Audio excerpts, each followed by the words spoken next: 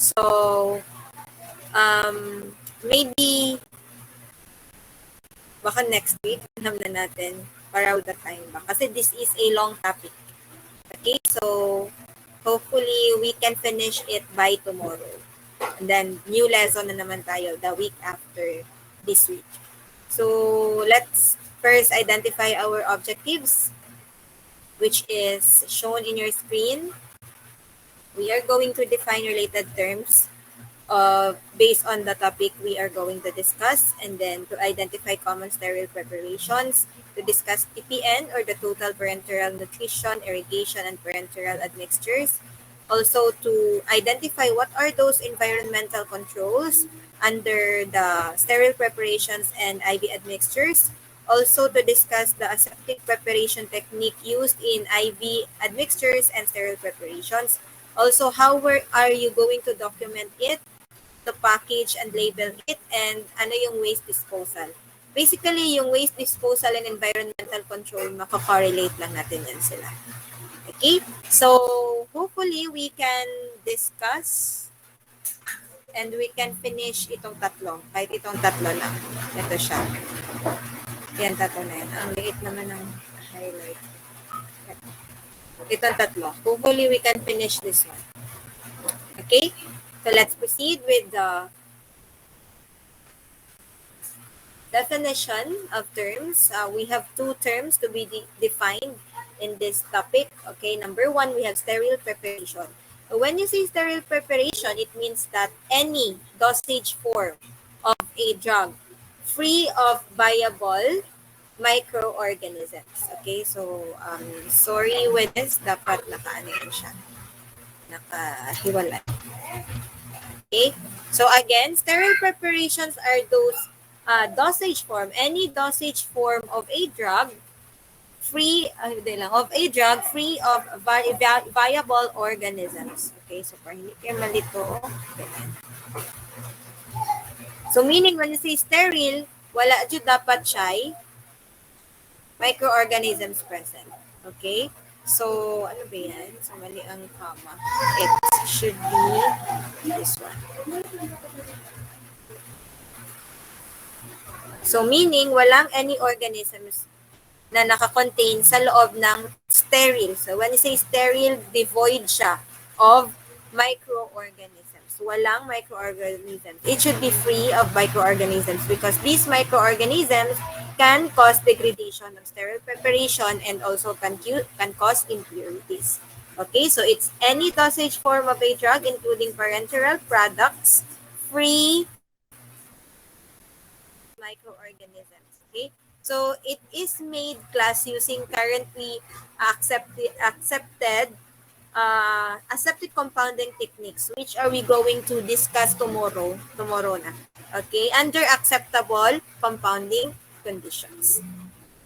Yung mga sterile preparation class, this term class should actually include those commercially compounded sterile drug dosage form that has been altered in the compounding process. So, included pa rin yun siya. Again, included pa rin yung mga commercially compounded sterile drug dosage form that has been altered in the compounding process. Okay?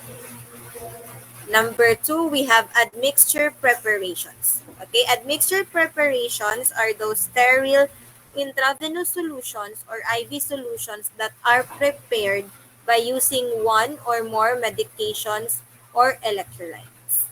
Okay, so this admixtures class basically is administered via the parenteral route. Okay, kasi IV solution siya eh. Okay, sterile IV solutions. So, these preparations class will be administered via the parenteral route.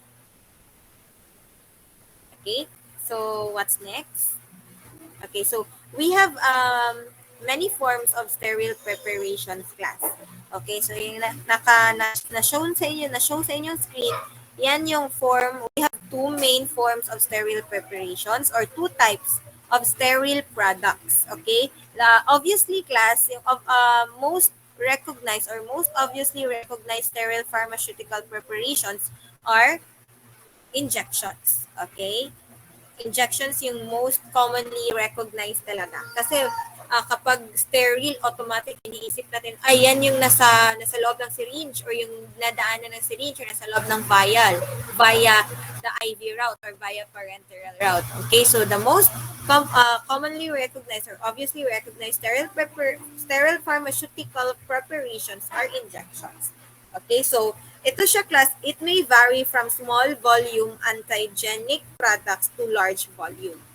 Okay, it can also be TPN or total parenteral nutrition products, which are we going to discuss on the next few slides.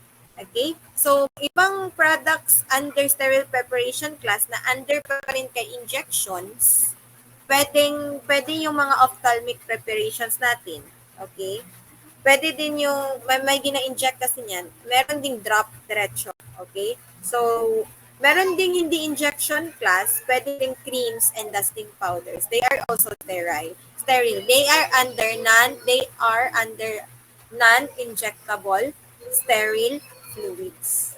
Okay, under yan sila sa non-injectable. Okay? So, let's start with okay, ito muna. Ito yung mga examples ng I got this internet basic medical college .com. Okay, so nakita lang siya. So, I got na lang kasi maganda yung pagkaklat niya. Okay, so ito yung example ng mga injections. Okay, sorry, it's an example of excipients used in the formulation. Okay. Sterile preparation. Okay, and some of these is a products lang. And then ano yung mga excipients and ano yung reason for infusion. Okay, so our sterile preparation here is the diazepam injection. Okay, the diazepam injection. The diazepam injection has an excipient of ethanol. Okay, so bakit natin ini-use ethanol for the diazepam injection? It's used as a co-solvent. Okay, co-solvent. Meaning, may use siya sa kanyang solubility. Okay, and also propylene glycol.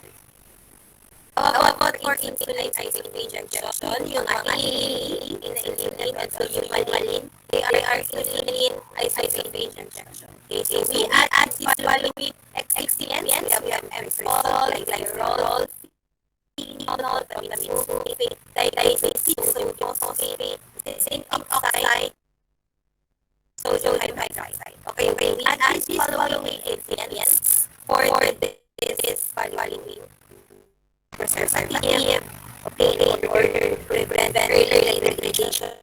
Also, the modifier, ginagamit natin siya para hindi magkaroon ng reaction. Okay, inside bad. Okay, so para ma-maintain pa rin yung isotonicity ng product. Okay, in order for it to be accepted by our body. Okay, and it's also another one, preservative, and then forming complexes with the product, which is insulin. Okay, it's a buffer. When you say buffer, it's any solution or any chemical agent that receives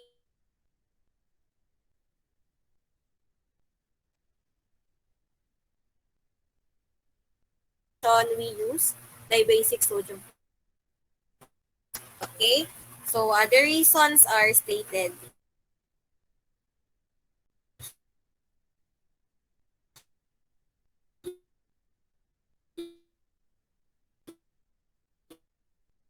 May role yan siya sa you will discuss this one sa inyong pharmacology. Do you have pharmacology na?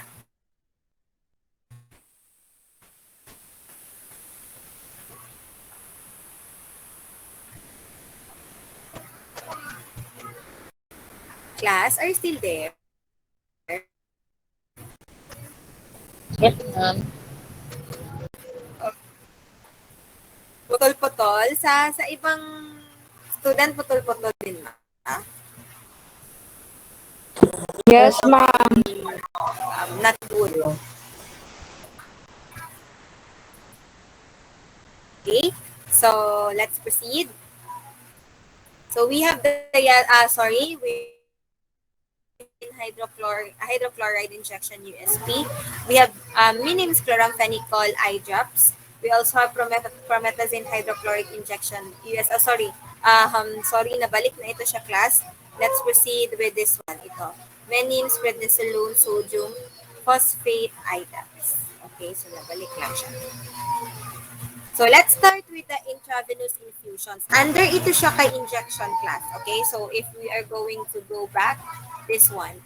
So we have example of injection is we have intravenous infusions. Under that, we have intravenous additives and we also have total parenteral nutrition. Okay, so again, sa under kay injections, we have IV infusions, we have small volume injections, and we have freeze-dried products. Okay, and we have those non-injectable sterile fluids. Okay, so for intravenous infusions are those consist of large volume injections or drips. Okay, kapag drips class, it's 500 milliliter or more. Okay, drips is 500 ml or more.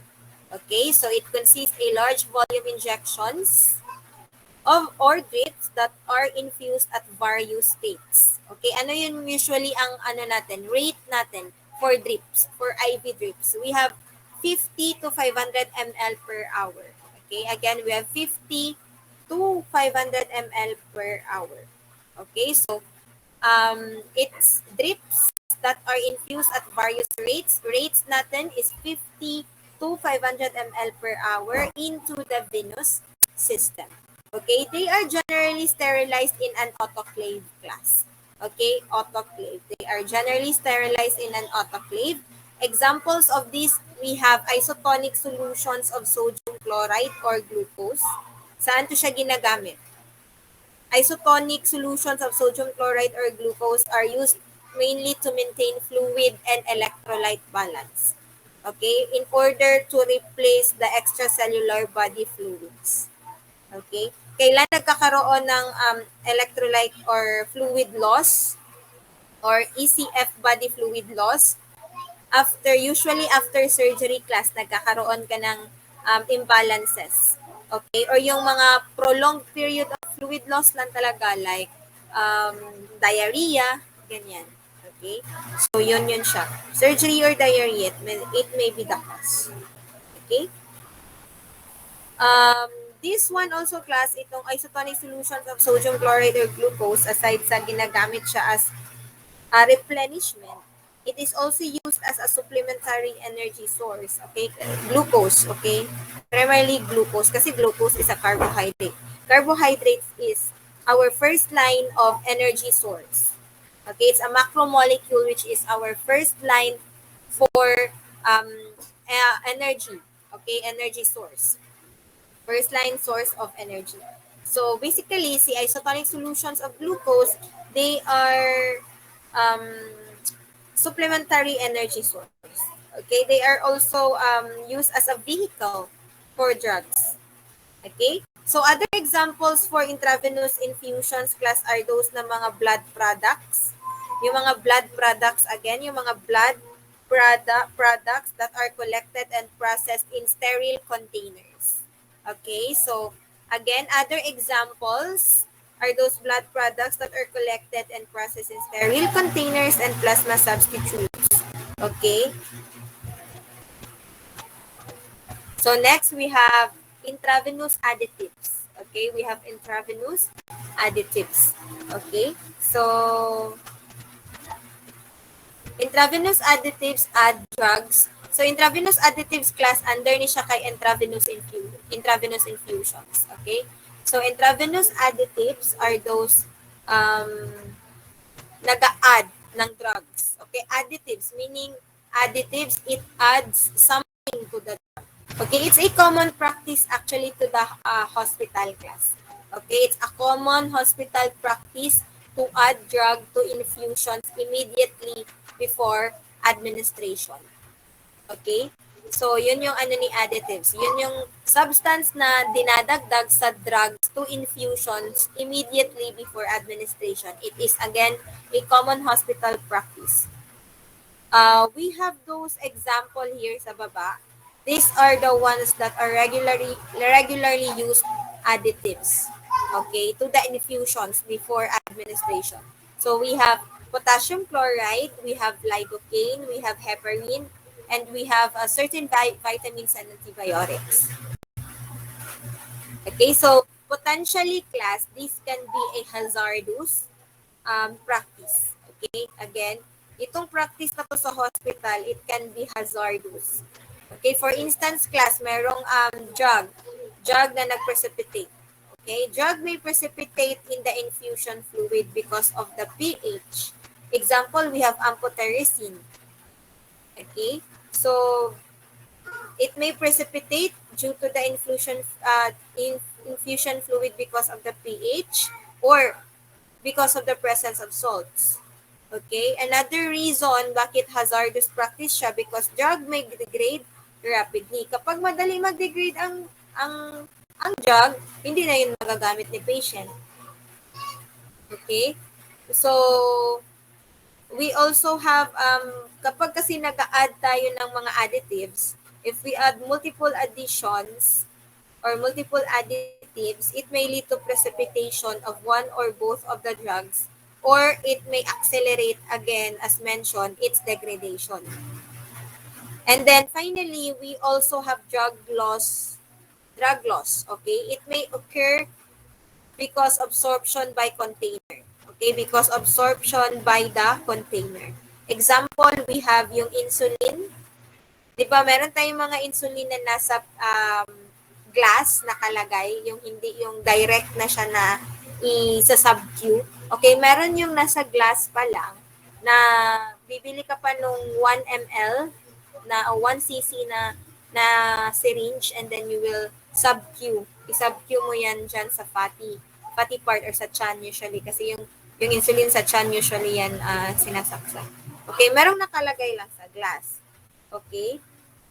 So, for instance, yung insulin na nakalagay sa glass, pwede yun siya i-absorb ng glass. Okay? The insulin is absorbed by glass. So, merong sorption na mangyayari.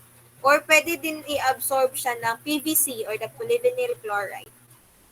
Okay? Apart from these three problems class, why it becomes hazardous, there are other reasons. Okay? There are other problems actually. If the addition is not carried out under strict aseptic conditions, the fluid can become, of course, contaminated with microorganisms during the procedure, which devoids the definition of sterile preparation. Kasi nga, di ba, sterile preparations are those any drug dosage form that is free of viable microorganisms. So kapag pinapractice natin itong intravenous additives without using aseptic technique, prone siya masyado to contamination of microorganisms during the addition. Okay? So again, careful dapat talaga tayo. Okay? So next, we have total parenteral nutrition. Okay, so total parenteral nutrition is the use of mixtures of amino acids, vitamins, electrolytes, trace elements, and an energy source. What are those macromolecules that is used as our energy source? Ano nga yon? We have glucose. Okay, we have glucose. Under yan siya kay carbs. Okay, and we also have fats. Okay, yung mga lipids. Okay, they are the major energy source of our body. Okay, so again, these mixtures of amino acids, vitamins, electrolytes, trace elements, and energy source are used in the long-term feeding of patients who are unconscious or unable to take food. Okay? So, ito yung gamit ni Total Parenteral Nutrition. Usually, ito yung ginabigay nasa ICU. Yung mga comatose, okay? Ito yung binibigay. TPN, Total Parenteral Nutrition. So, naka-IV na lang siya, naka-parenteral na lang siya. Kasi hindi man siya able to take food. So, in order to maintain the nutrients, para hindi siya magka-wear and tear or hindi siya malnourish, keep pa rin yung kanyang nutrition, we do this one, total parenteral nutrition. And mind you class, this is very expensive.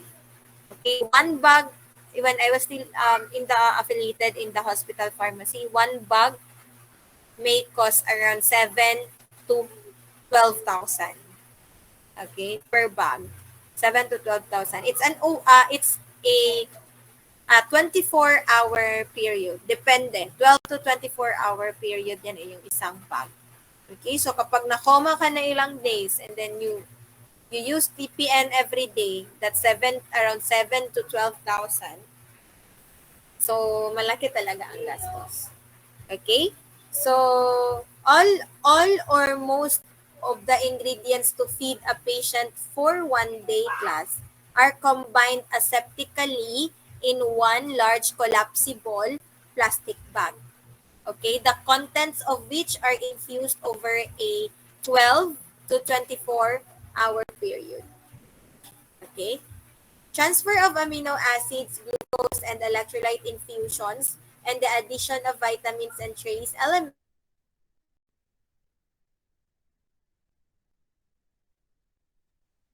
to avoid microbial contaminations. Kasi this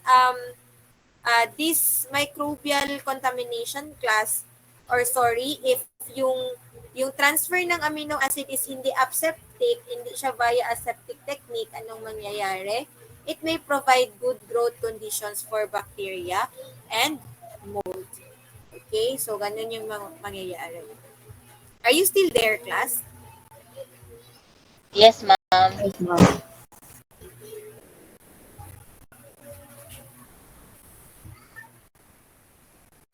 Okay, thank you. So let's proceed with the next slides. Fats are administered, under pa rin to siya kay TPN ha. Fats are administered as oil in water emulsions comprising small droplets of a suitable vegetable oil, emulsified with egg lecithin and sterilized by, again, autoclaving. Okay. In many cases, class, the fat emulsion is added to the 3-liter bag. Ito siya. 3 liter kasi yung capacity niya. 3 liter yung capacity ng bag ito. Ito siya, one large collapsible plastic bag is around 3 liters. Okay, 3 liters yung kanyang capacity. Okay, so this fats class or fat emulsion, itong fat in oil in water emulsion, this fat emulsion is usually added here sa 3-liter capacity collapsible plastic bag. Okay? So, thus we can say talaga that TPN fluids are complex mixtures of a multitude potential interactions. Both, of course, chemical and physical-chemical. It may actually occur between their individual component resulting in decomposition. Prone talaga siya masyado tong decomposition class. Kasi nga halo-halo yung andyan. Different nutrition yung andyan. Okay, that is why if we should practice aseptic technique in transferring. Kasi nga the nature itself of the TPN is dali lang dyan siya ma-decompose. Okay, so wag na nating dagdagan pa. So trace elements, calcium, vitamins, and lipids are particularly prone to affecting the stability of the TPN as a whole. So ito sila. Ito yung mga components ng TPN that contributes to its stability. Okay. That is why 12 to 24 hours lang talaga yung duration ng isang bag ng TPN. Kasi halo-halo yung laman niya, it's prone to decomposition. Kapag na-decompose yan, ang use. Possible pa na ma-poison si patients.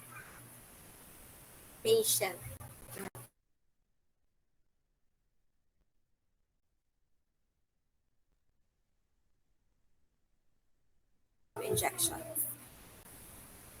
Okay, so this category class includes single-dose injections. Okay, single-dose injections. Usually of 1 to 2 ml but as high as 50 ml.